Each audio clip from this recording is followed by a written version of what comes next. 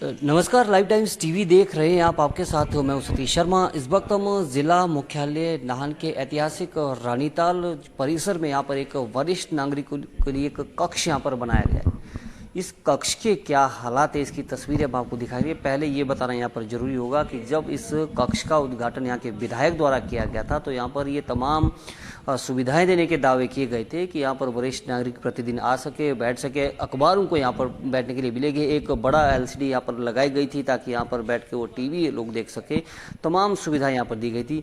अब हालात क्या है, इसकी तस्वीरें हम आपको पहले मैं अपने सहयोगी से चाहूँगा कि हालात दिखाए कि अभी इस जो वरिष्ठ नागरिकों का जो कक्ष है इसके मौजूदा में हालात क्या है। जगह जगह से इसकी जो छत है ये गिर चुकी है और ये देखा जा सकता है। और तमाम तस्वीरें पहले आप देखिए, उसके बाद विस्तार से आपको बताएंगे। और यहाँ पर जो वरिष्ठ नागरिक इनकी जो सभा है, यहाँ के जो लोग हैं, इनसे भी हम बातचीत करेंगे कि क्या कुछ हालात है। ये यहाँ पर सामने एक बड़ा टीवी यहाँ पर लगाया गया था ताकि यहाँ पर आराम से बैठकर जो लोग टीवी भी देख सके, आपस में बातचीत भी यहाँ पर कर सके। पर यहाँ से अब उसको भी उखाड़ दिया गया है। पंखे जो यहाँ पर लगाए गए, कुछ पंखे आप देख सकते हैं कि पंखे भी नीचे फर्श पर पड़े हुए हैं। सफाई का तो नामो निशान कहीं नहीं है।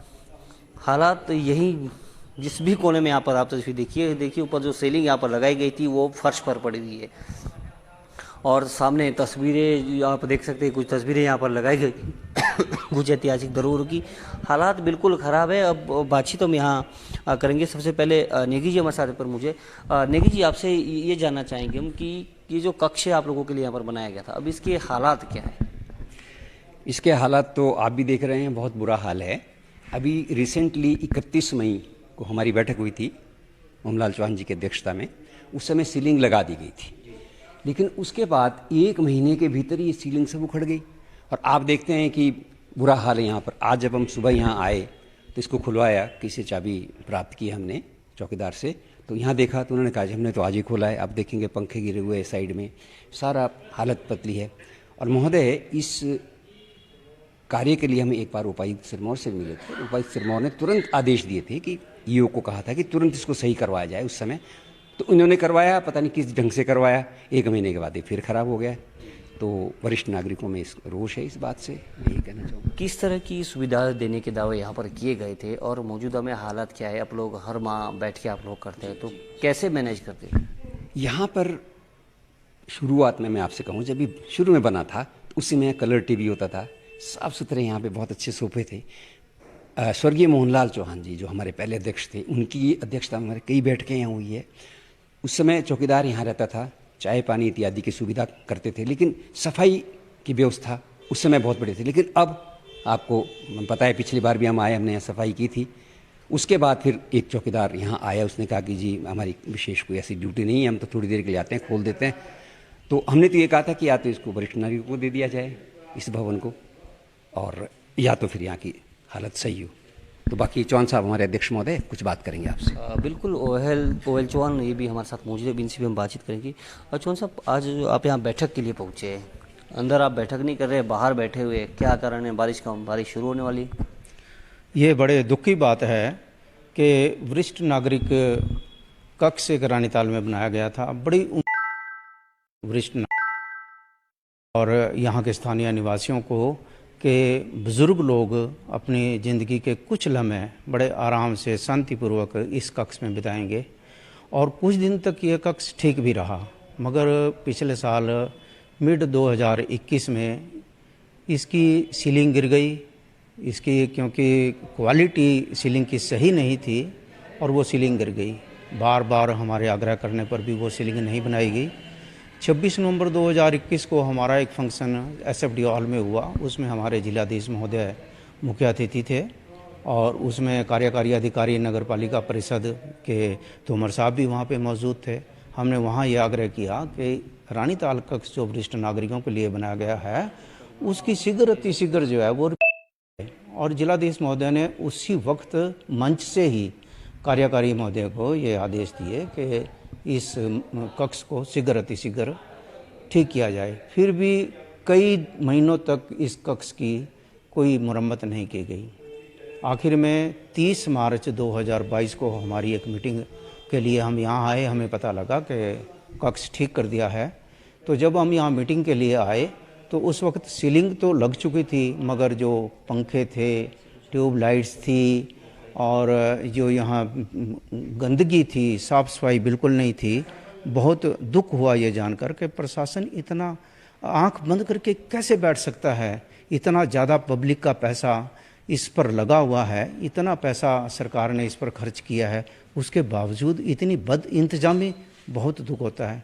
हमने निर्णय लिया कि हम साफ़ सफाई खुद करेंगे और हमारे जितने भी सदस्य थे वरिष्ठ नागरिक समिति के, उन्होंने इसकी हॉल की साफ़ सफाई की और यहीं हमारी मीटिंग भी हुई। नगर परिषद इसका संचालन करती है, तो नगर परिषद का क्या जवाब रहता है जब आप उनके पास जाते हैं? यहाँ पर जो सफाई कर्मचारी की नियुक्ति क्यों नियुक्ति ताकि इसकी प्रॉपर देख दी, उनका क्या जवाब रहता है? ये बड़े अफसोस की बात है कि नगर पालिका परिषद का रवैया बहुत ही उदासीन है इस मामले में, क्योंकि एक बार नहीं कई बार नगर पालिका परिषद के ध्यान में ये बात लाई गई कि इस कक्ष की हालत बहुत ज़्यादा ख़राब है, इसको ठीक किया जाए। उसके बावजूद भी, सब कुछ पता होते हुए भी, नगर पालिका परिषद आंख बंद करके बैठी हुई है। ये एक सोचने की बात है, विचार करने की बात है और ये एक जांच का विषय है कि ये एक बार नहीं, ये 2-3 बार सीलिंग गिर चुकी है। क्यों बार बार सीलिंग गिरती है, इसके पीछे क्या कारण है, ये हमारी समिति ये मांग करती है कि इसकी एक जांच बिठाई जाए और जो भी इसमें दोषी अधिकारी हैं या कर्मचारी हैं उनके खिलाफ सख्त से सख्त कार्रवाई की जाए, क्योंकि इसमें हम लोगों के टैक्स का पैसा लगा है। पब्लिक टैक्स देती है तब जाके ये चीज़ें पब्लिक के लिए सरकार बनाती है। हमारे पैसे की चीज़ हम ही इस्तेमाल ना कर सके और फिर रख रखाव के नाम पर जिन लोगों को कर्मचारी ये नगर पालिका परिषद तनख्वाह देती है, वो किस बात की तनख्वाह ले रहे हैं, वो क्या काम कर रहे हैं, वो अपनी ड्यूटी को कैसे अंजाम दे रहे हैं, ये भी एक जांच का विषय है कि क्यों नहीं वो इस तरफ ध्यान देते कि इतना पैसा सरकार ने लगाया है। आज उसके बाद हम 30 मई को हमारी मीटिंग यहाँ हुई, तब भी हालत इतनी अच्छी नहीं थी। आज हम यहाँ आए, आज देखा तो ये सीलिंग दोबारा फिर गिर चुकी है। हालत आपके सामने है। गंदगी का आलम यह है कि यहाँ अंदर बैठ नहीं सकते। आज हमने बाहर, इसी मजबूरी में अंदर हम बैठ नहीं सकते, इतनी गंदगी है। बाहर हमने कुर्सियां लगाई हैं। पहले हमारे सदस्यों ने कहा कि चलो किसी होटल में जाकर मीटिंग कर लेते हैं। हमने कहा नहीं, हमारा कक्ष है, हमारे लिए बनाया गया है, चलो अंदर नहीं, हम बाहर मीटिंग करेंगे। तो हम आज अब बाहर मीटिंग कर रहे हैं। मगर हमारी ये मांग रहेगी सरकार से भी और नगर पालिका परिषद से भी कि ऐसे अधिकारियों, ऐसे कर्मचारियों के खिलाफ जांच बिठाई जाए और उनके खिलाफ सख्त से सख्त कार्रवाई की जाए कि पब्लिक का पैसा इतना बर्बाद क्यों किया जा रहा है, बार बार ये नुकसान क्यों होता है, इस बात की जांच होनी बहुत ज़रूरी है। धन्यवाद। बिल्कुल, तो ये थे OL चौहान और साफ तौर पर इन्होंने यही कहा कि जांच होनी चाहिए और ज़रूरी भी है। लाखों रुपए यहाँ पर खर्च किया गया है। एक बार फिर से मैं फिर आपको दिखाएं, ये पूरी यहाँ पर जो सीलिंग की गई थी, कोई ज़्यादा समय इस भवन को बने नहीं हुआ है। लाखों रुपए यहाँ पर खर्च हुए हैं और सीधे तौर पर ये कहा जा सकता है कि यहाँ पर गुणवत्ता को दरकिनार किया गया है, जैसा कि वरिष्ठ नागरिकों का भी यहाँ पर कहना है, क्योंकि सारा सामान जो है वो छत पे जो सीलिंग लगी थी अब वो फर्श पर बिखरी पड़ी है। और यही नहीं, नगर परिषद की कार्यप्रणाली पर भी सीधे तौर पर यहाँ जो वो सवाल इनके द्वारा उठाए गए हैं और अब मांग इनके द्वारा यही की जा रही है कि इसमें जो लोग दोषी है, जिनके द्वारा ये काम करवाया गया और जो इसकी देखरेख करे थे, उनसे पूछताछ इस बारे में होनी चाहिए।